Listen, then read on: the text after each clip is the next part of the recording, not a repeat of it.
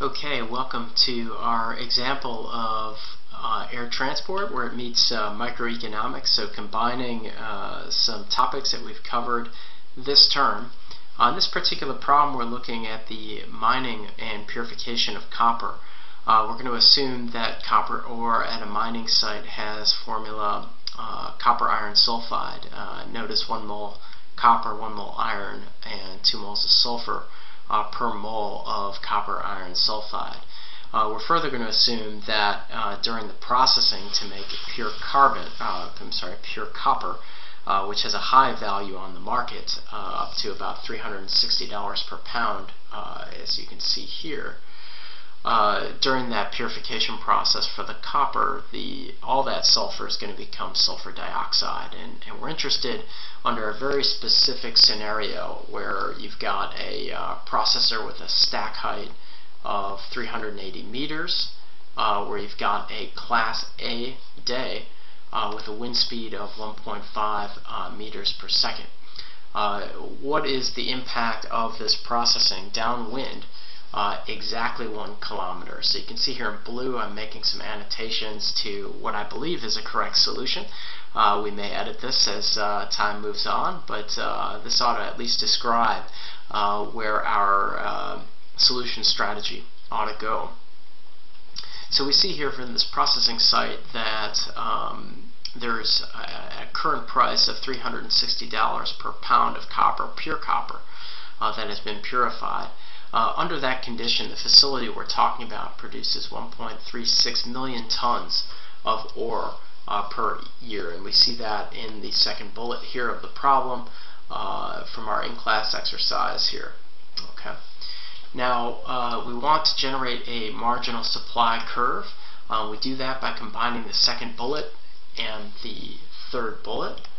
And we can do that because the third bullet says that the copper production from the site decreases by half as the price of copper reduces by $100 from its current level. So in other words, when the price falls from $360 to $260 per pound, the supply from this particular site drops from 1.36 million tons to half that amount, which is 0.68. So we see over here on the right the marginal supply curve. The marginal supply curve is linear according to bullet number 3.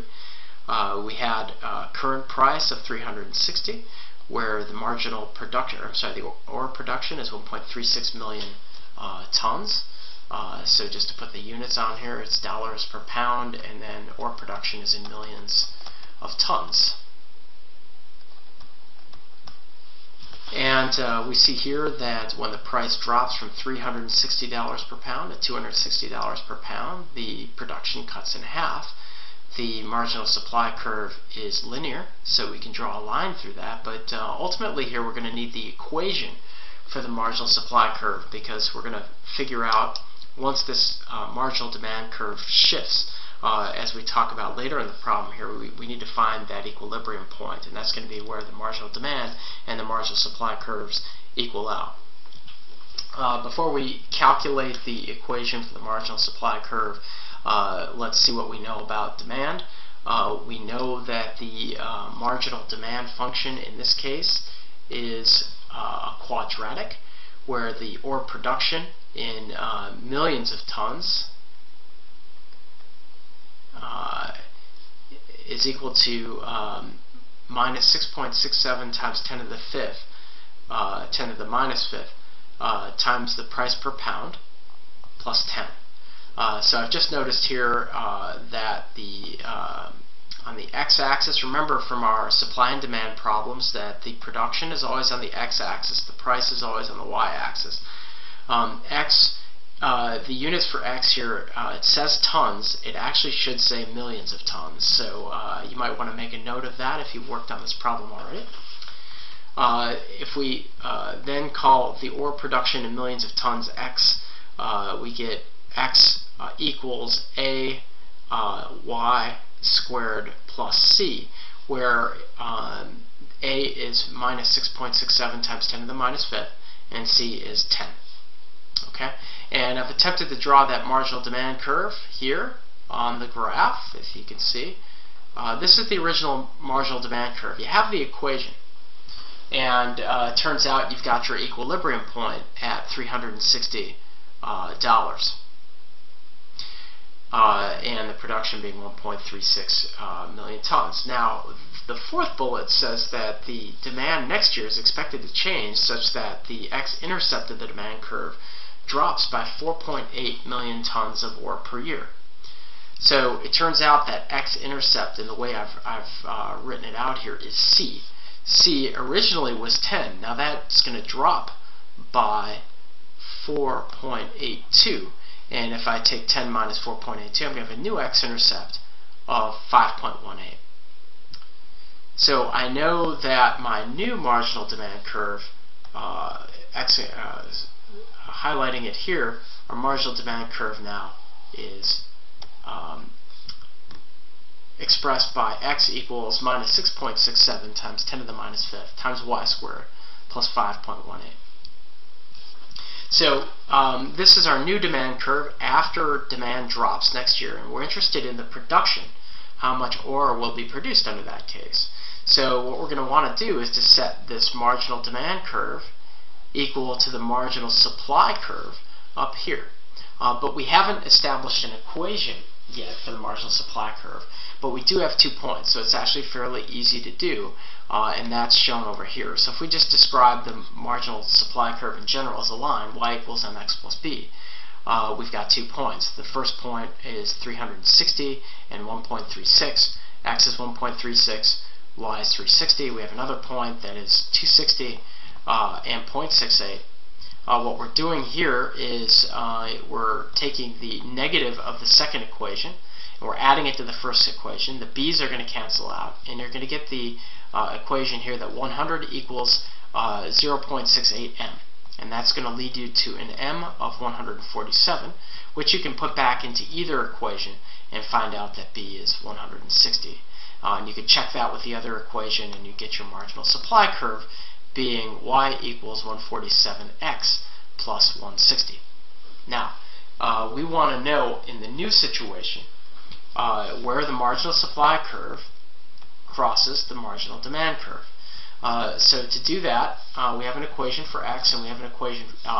We have an equation for x, the marginal demand curve, that is a function of y.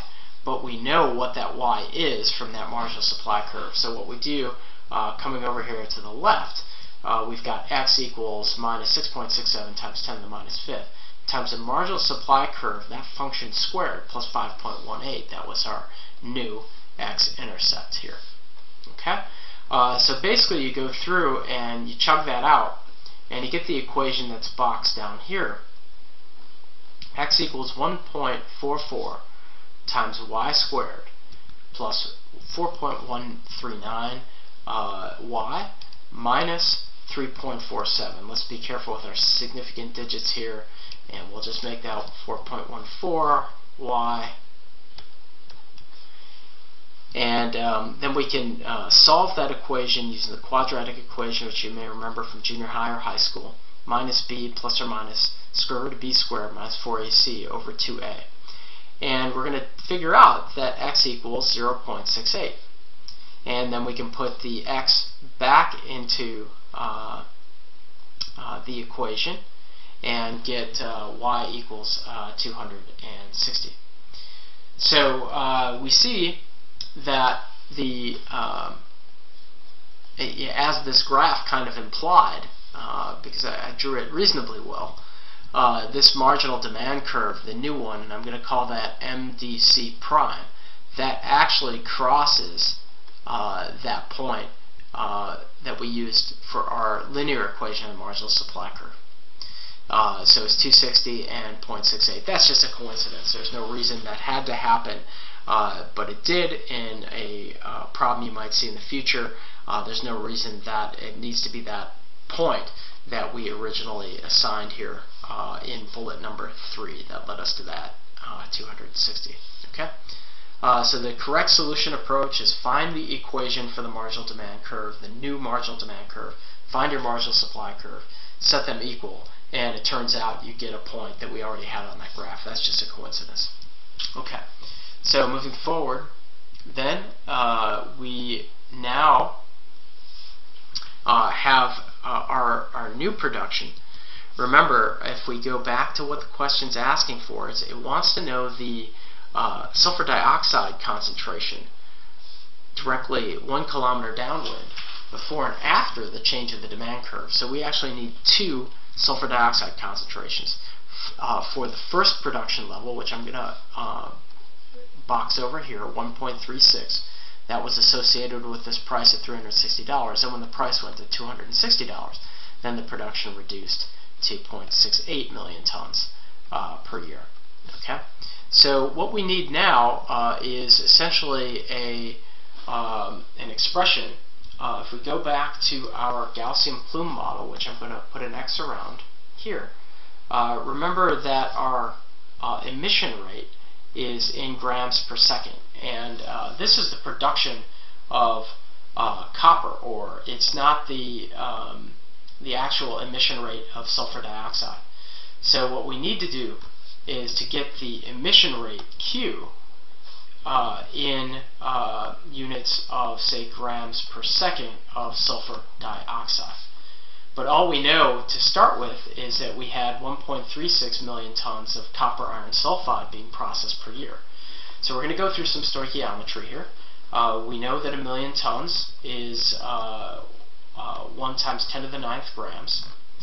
We know that in 1 year there is 3,153,600 seconds. We know that a mole of copper sulfide, copper iron sulfide is 87 grams of copper iron sulfide.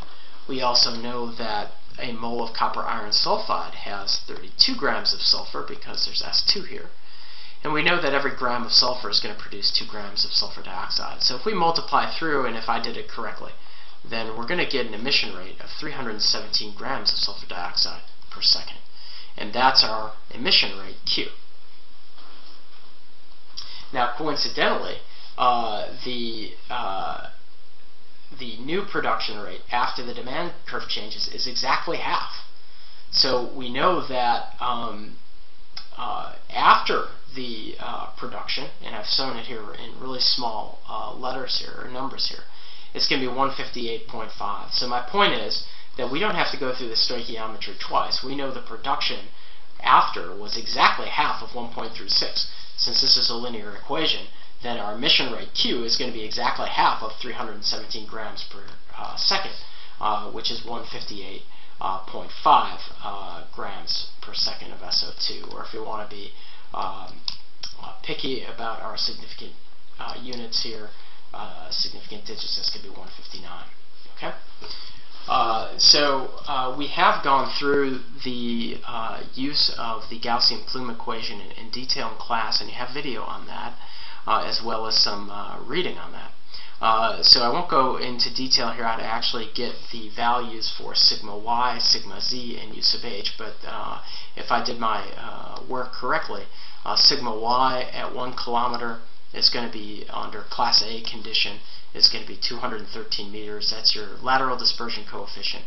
Your vertical dispersion coefficient at 1 kilometer is going to be 450 meters, again under class A conditions.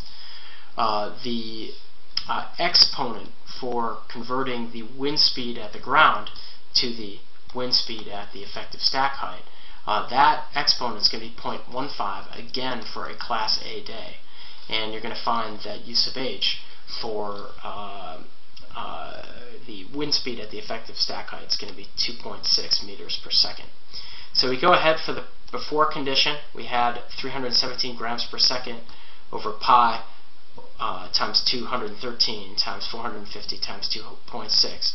We've got our effective stack height of 380 meters, that's squared, over 2 times 450 squared, that's the sigma z of 1 kilometer squared.